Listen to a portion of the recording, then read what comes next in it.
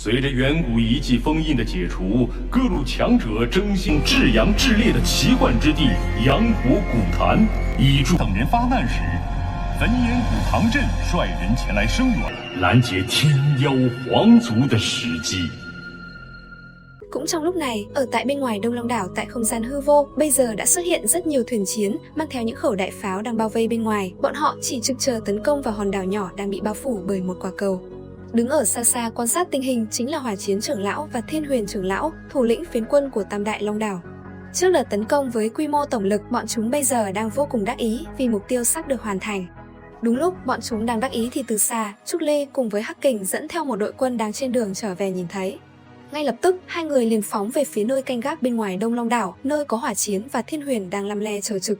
Vừa gặp nhau, một trận võ mồm giữa hai bên liền diễn ra vô cùng quyết liệt. Trong lúc đó, cái tên Hỏa Chiến lại rất kiêu ngạo.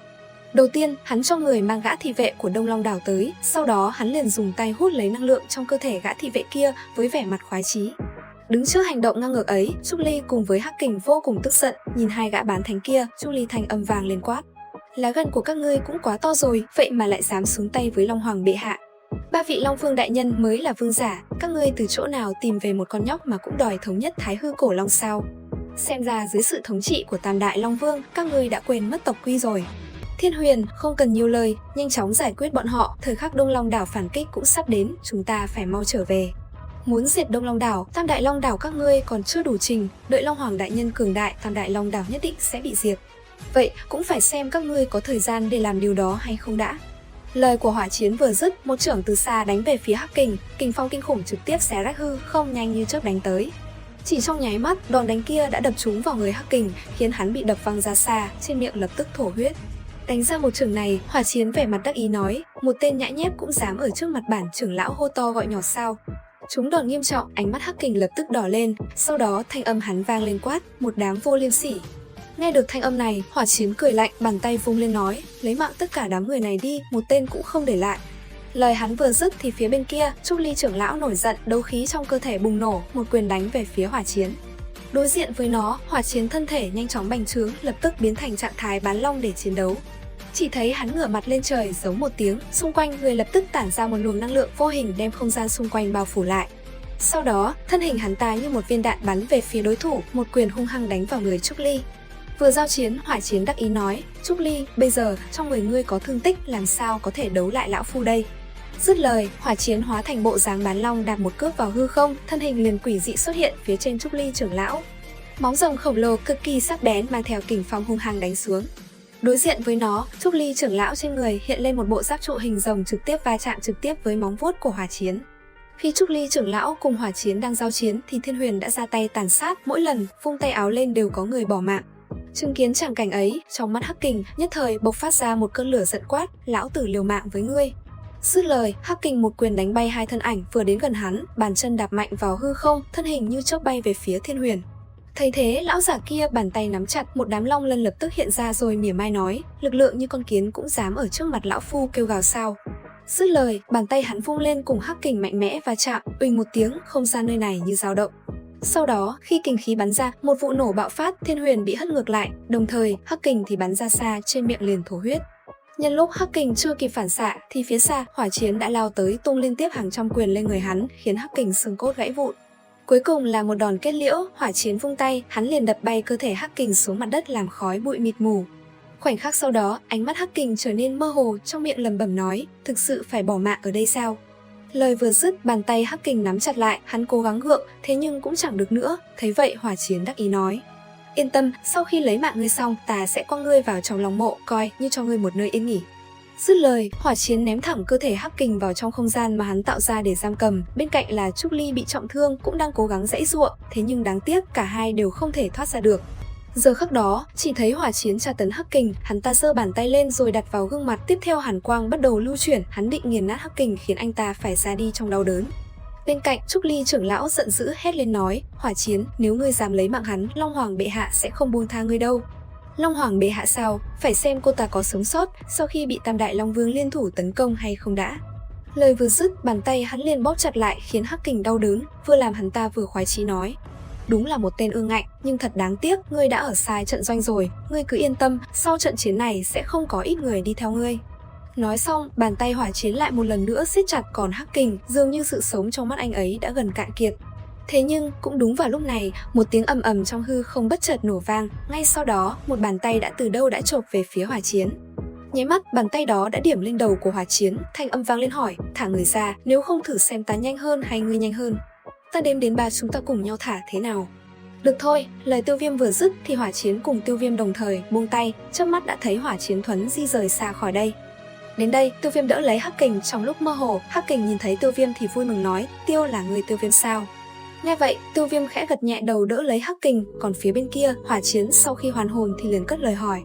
Vị bằng hữu, Tam Đại Long Vương đang cách nơi này không xa, nếu như xuất hiện động tĩnh lớn, các hạ không thoát được đâu. Nghe vậy, Tiêu Viêm không thèm đáp, anh ấy liền vung tay giải thoát cho Trúc Ly trưởng lão đang bị trói buộc trong không gian đỏ sậm. Thấy Tiêu Viêm, Trúc Ly giật mình hỏi, tại sao ngươi lại tới đây? Chuyện ở đây rất nguy hiểm, ngươi mang Hắc Kình đi mau, ta sẽ yểm trợ. Muốn chạy sao, đâu có dễ dàng như vậy, vị bằng hữu kia, đây chính là cơ hội cuối cùng của ngươi. Thực lực trung cấp bán thánh cũng dám ở trước mặt ta dương oai sao? Tiêu Viêm nhíu mày, bàn chân bước về phía trước một bước, thân hình trong nháy mắt liền biến mất. Nhìn thấy vậy, sắc mặt lão giả nhất thời đại biến, thân hình hóa thành một đạo lưu quang vội vàng lui lại. Tuy nhiên, chỉ trong nháy mắt, bên trong hư không hư ảnh, một bàn tay đã hiện ra rồi bổ thẳng xuống đỉnh đầu của hỏa chiến. Nhất thời, khoảnh khắc ấy làm hỏa chiến chỉ biết sững người chờ đợi bàn tay đang ập tới. Cùng lúc đó, âm thanh lạnh như băng truyền ra từ trong không gian quát, chỉ cần ngươi cử động lập tức bỏ mạng. Nghe vậy, hỏa chiến sợ hãi, thanh âm khàn khàn từ trong miệng truyền ra nói, ngươi là cường giả đấu thánh sao? Lời hắn còn chưa dứt thì Tiêu Viêm đã nắm lấy đầu của hắn, ngón tay điểm nhẹ lên trán làm hỏa chiến như bị làm choáng đứng đơ người. Làm xong rồi, Tiêu Viêm mới mang theo hỏa chiến đi đến bên cạnh Hắc Kình, rồi ném về phía Hắc Kình nói, tên này tùy ý ngươi xử lý. Nghe vậy, Hắc Kình cũng đứng hình mất 5 giây mà không hiểu chuyện gì. Một bên Trúc Ly trưởng lão cũng giật mình kinh ngạc, tạm thời á khẩu. Còn Thiên Huyền thấy cường giả bán thánh, hắn khôn ngoan lập tức quát lớn, rút lui, tất cả mau chóng trở về. Nhìn thấy vậy, Trúc Ly trưởng lão cả kinh, vội vàng nói, Tiêu Viêm, đừng cho bọn họ chạy thoát để báo tin cho Tam Đại Long Vương. Tiêu Viêm gật đầu cười, chưa cần anh ấy động thân thì phía xa, Yêu Minh dẫn đầu, đoàn người đã chặn đầu mấy tên của Tam Đại Long đảo lại. Chớp mắt chỉ thấy Yêu Minh một tay phóng ra đã tóm được tên kia, rồi cười nói, lão già này thật giảo hoạt, chỉ là trung cấp bán thánh đã gây sóng gió như vậy. Dứt lời, Yêu Minh liền ném thân thể của Thiên Huyền đang bị trói lại về phía Trúc Ly, bên cạnh Tiêu Viêm cười nhẹ nói, đây chính là Yêu Minh, tộc trưởng của Cửu U Địa Minh Mãng tộc. Cái gì? Ta nghe nói Tam Đại Long đảo hợp tác với tộc Cửu U Địa Minh Mãng để đối phó với Đông Long đảo chúng ta, tại sao? Trúc Ly trưởng lão đừng lo lắng quá, đó chỉ là lúc trước mà thôi, ta đã nhận lời Tiêu Viêm huynh đệ tới đây trợ giúp các ngươi. Tốt rồi, đi, chúng ta đến Đông Long đảo dọn dẹp đám người cai trước rồi nói. Dứt lời, Trúc Ly liền cùng mọi người thuấn di phóng đến chỗ đội quân đang vây quanh màn chắn phòng ngự của Đông Long đảo.